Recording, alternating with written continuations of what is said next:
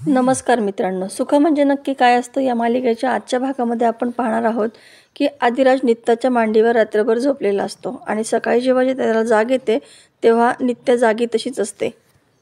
आदिराज उठतो आणि पुन्हा डोक्याला हात लावतो. त्यावर नित्या म्हणते की डोकं दुखत आहे ना. माझंही असंच झालं होतं जेव्हा मला समजलं होतं सर्व. तुझी आता सुरुवात झाली आहे की तुला सर्व मागच्या जन्माचं आठवायला. त्यावर आदिराज म्हणतो, हो तुमची सुद्धा सुरुवात झाली आहे या सर्वातून बाहेर पडायला, कारण तुम्ही नित्या अधिकारी आहात. नित्या म्हणते, ती तर मी आहेच ना. इकडे पाहुणी घाईघाईने बाहेर चाललेली असते, पण तात्या तिला म्हणतात की अगं इतक्या घाईत तू कुठे चालली आहेस, मला कमीत कमी. पाहुणी चहा द्यायला नकार देते. सावरी आहे तिच्याकडून घ्या असं म्हणते आणि घाईघाईत निघून जाते. तात्या तसेच तिच्याकडे बघत राहतात. तेवढ्यात सावरी चहाचा कप घेऊन बाहेर येते. तात्या म्हणतात की ही पाहुणी तर दिवसेंदिवस खुळ्यासारखी वागायला लागली आहे. दिवसेंदिवस तिचं वेडेपण वाढतच चाललं आहे. सावरी म्हणते की तिच्या नादी तुम्ही लागू नका, कारण ती काय करेल, काय कसं करेल काही सांगता येत नाही. दिवसेंदिवस विकृतपणा वाढत चालला आहे तिचा, आणि कधी तिचं डोकं फिरेल आणि काय करेल हे सांगता येत नाही. इकडे नित्या आदिराजला म्हणते की आता तुला हा अल्बम जयदीपपर्यंत नक्की पोचवे, नाहीतर आतापर्यंत तो ॲक्सेप्ट सुद्धा करत नव्हता. त्यावर आदिराज म्हणतो की आता तरी मी कुठं ॲक्सेप्ट केलेला आहे. नित्या म्हणते की करशील हळूहळू. आदिराज म्हणतो की इतक्यात समाधान मानू नका. नित्या म्हणते की इतक्यात समाधान होणारही नाही. आत्ताशी तुझ्या मनामध्ये बी रुजलेलं आहे, त्या बीचं झाड होणार आहे आणि त्या झाडाच्या सावलीमध्ये मला समाधानाने बसायचं आहे. आदिराज म्हणतो की ते झाड कधीच होणार नाही आणि त्याचं रोपटं जळून जाणार आहे. नित्या म्हणते की मी ते कधी होऊनच देणार नाही. इतक्यात सावरी तिथे येते. सावरी म्हणते की दादा तू इथं काय करत आहेस आणि असं का बसला आहेस, आई खूप काळजी करत होती त्याच्यामुळे मी इथं आले आहे. त्यावर नित्या म्हणते की मी तुझ्या दादाला एक कोडं दिलं आहे, त्याला सर्व क्लू पण दिलेले आहेत, त्याला उत्तर सापडलेलं आहे पण सुचत नाहीये. त्यावर सावरी म्हणते की माझा दादा मात्र खूप सरळ मार्गी आहे, पण कोडे सोडवायला मी एक नंबर आहे, तुम्ही मला सांगा. नित्या बरं ठीक आहे असं म्हणते आणि कोडं प्रेमाचं आहे, नात्याचं आहे असं म्हणते. त्यावर सावरी म्हणते की मग तुमचं तुम्हीच सोडवा, मला काही कोडी सोडवण्यामध्ये इंटरेस्ट नाही. कशाला सोडवू तुमची कोडी, मला लई कामं आहेत असं म्हणून तिथून निघून जात असते. निघून जाताना सावरीची नजर अल्बमवरती पडते व ती दादाला विचारते की हा कसला अल्बम आहे. त्यावेळेस नित्या घाबरून आदिराजकडे बघते.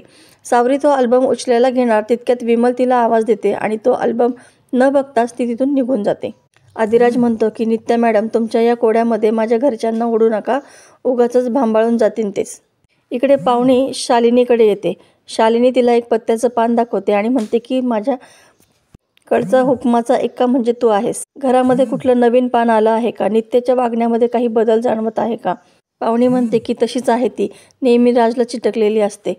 नित्या नेहमी सारखीच वागत आहे, काही तिच्यामध्ये बदल जाणवत नाही. पाहुणी विचारते की तुम्ही असं का विचारत आहे. तर शालिनी म्हणते की काही नाही, घरी कोणी नवीन व्यक्ती आलं तर लगेच मला येऊन सांग असं म्हणते आणि तिथून तिला जायला सांगते. शालिनी विचार करत बसते की आश्रय असं का म्हणाला होता की नवीन व्यक्ती येईल, मला तर कोणी दिसलं नाही, घरातही कोणी आलं नाही आणि मंदिरातही मला कोणीच दिसलं नाही. नक्की काही घडलं आहे का, आणि घडलं असेल तर ते मला का नाही दिसलं. मला वाटत असलेला हुकमी एक्का हा नक्की एक्का आहे की जोकर आहे, काहीच कळत नाही. त्यापेक्षा हा हुकमी एक्का जर मी राजमाला बनवलं तर. इकडे लवली आम्हाला आवाज देतो आणि म्हणतो आम्हा आजी तुला कोणीतरी भेटायला आलं आहे. आम्हा म्हणते की मला इकडे कोणी भेटायला येणार आहे. तितक्यात राजमा आणि नित्या दोघीही घरी येतात.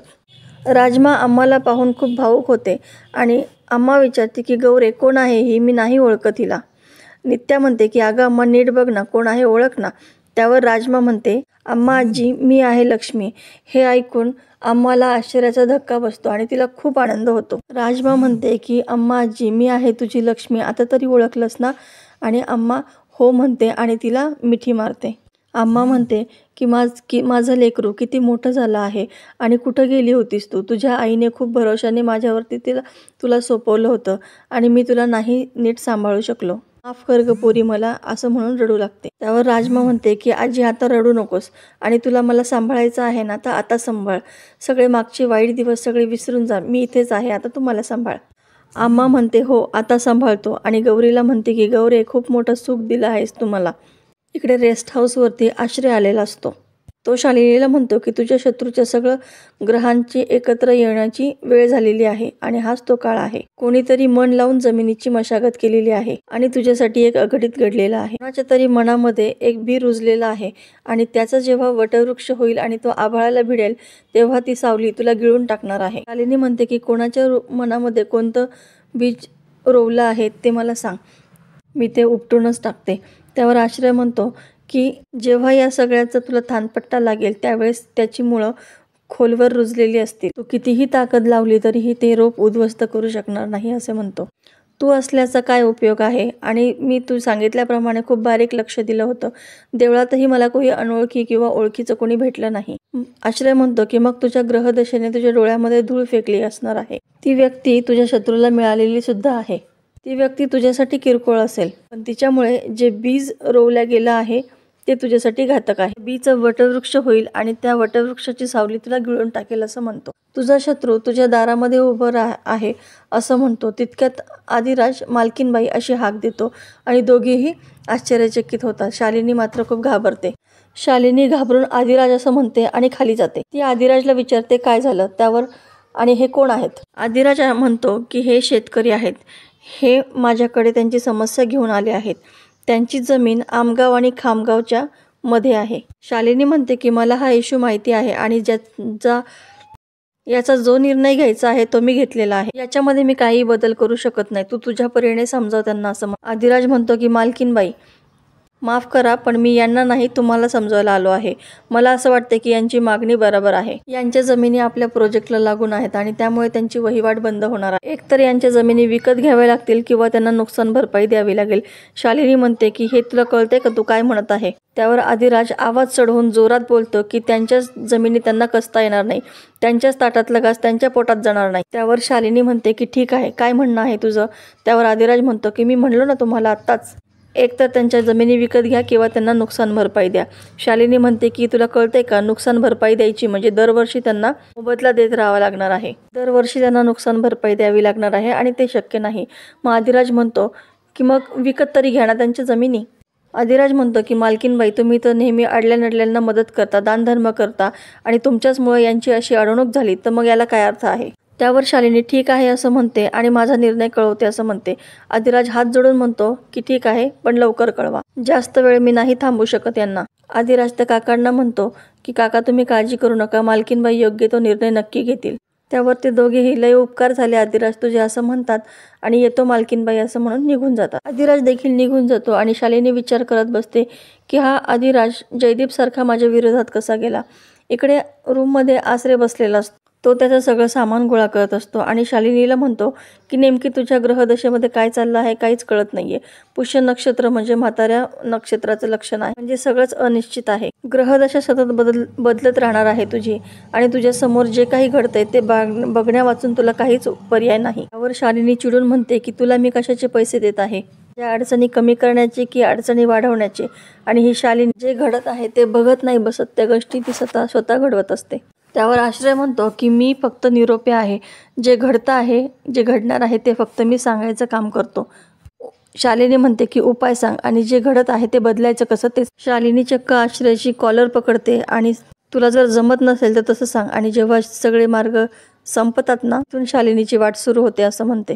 त्यावर आश्रय म्हणतो की सॉलिड आत्मविश्वास आहे तुझा, पण यापुढे रडत मला फोन करू नकोस, कारण आता तीच वेळ तुझ्यावरती येणार आहे मला माहिती आहे आणि त्यासाठी अगोदरच माझी माफी मागून ठेव असं म्हणतो. नाहीतर हा आश्रय तुला कधीच मिळणार नाही असं म्हणतो आणि तिथून निघून जातो. इकडे नित्या स्वयंपाकघरामध्ये काम करत असते. आदिराज तिथे पाणी पिण्यासाठी येतो. त्यावेळेस नित्या आदिराजकडे एकटक बघत असते आणि आदिराज हसतो. तर नित्याचं लक्ष आदिराजकडे असल्यामुळे तिच्या बोटाला कापतो. आदिराज खूप घाबरतो आणि तिचं बोट हातामध्ये पकडतो आणि म्हणतो की माझ्याकडे बघायला कोणी सांगितलं होतं, जरा नीट काम करत जा ना, काही झालं असतं म्हणजे तुम्हाला. त्यावर नित्या म्हणते की एवढं नाही कापलं मला. आदिराज म्हणतो जास्त कसं नाही, रक्त येत आहे ना, थांबा. हळद लावतो आणि हळदीसाठी डबा शोधू लागतो. त्याला कुठे सापडत नाही. तो लगेच आयडेला आवाज देतो की आयडे हळदीचा डबा कुठं आहे. लगेच आपल्या खिशामधला रुमाल काढतो आणि तिच्या बोटावरती गुंडाळतो आणि नित्या त्याच्याकडे बघून हसत असते. तर मित्रांनो, येणाऱ्या भागामध्ये आपल्याला पाहायला मिळणार आहे की शालिनी राजमाला म्हणते की तुला नित्यासोबत मैत्री करायची आहे, निदान एक फोन कॉल तरी करायचा आहे, तेवढ्यापुरती मैत्री.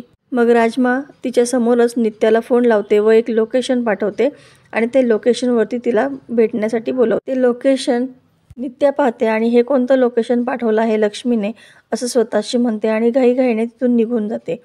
इकडे पाहुणी नित्याला पाहते आणि लगेच शालिनीला फोन करून सांगते की नित्या घरातून निघाली आहे. नंतर शालिनी म्हणते की आज तुझा शेवट होणार नित्या. थोड्या वेळाने नित्या एका ठिकाणी बेशुद्ध पडलेली दिसते आणि तिथे आदिराज पोहोचतो आणि नित्याला आपल्या जवळ घेऊन नित्या मॅडम उठा ना, काय झालं तुम्हाला, असं म्हणून जोरात ओरडतो. तरी सुद्धा नित्या बेशुद्धच असते. तर मित्रांनो, असेच डेली अपडेट पाहण्यासाठी या व्हिडिओला लाईक करा व चॅनलला सबस्क्राईब करा. व्हिडिओ पाहिल्याबद्दल खूप धन्यवाद.